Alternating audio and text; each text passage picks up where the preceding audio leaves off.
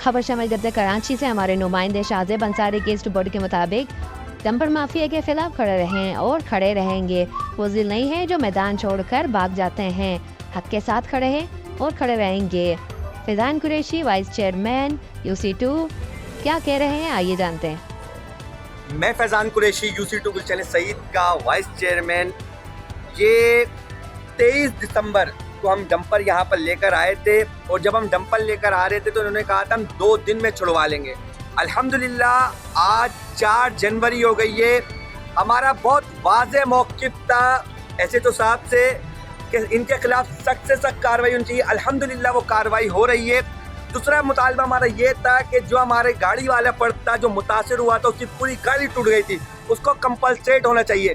अल्हम्दुलिल्लाह वो भी कंपलसेट होगी और वो बुज़दिल और कायर और डरपोक लोग होते होंगे जो मैदान छोड़कर भाग जाते होंगे।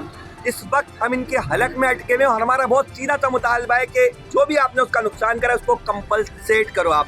तो मेरी अहले इलाका से दरख्वास्त है कि आपका मेन पावर हाउस से लेकर जो पोर के चुरंगी तक का रोड है उसके ऊपर आपने तवाना आवाज़ उठानी होगी। वो बुज़दिल कायर डरपोक होते होंगे जो मैदान छोड़कर भागते होंगे।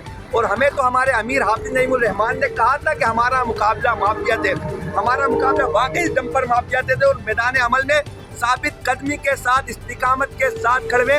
और उन सोशल मीडिया के टट्टुओं को मुखातिब करके कह रहा हूँ कि अगर से चाहते हो कि तुम्हारे इलाकों में काम हो तो तुम्हें खुद से निकलना होगा, मोबाइलों पे बैठ कर सिर्फ गुफ्तगू नहीं करो।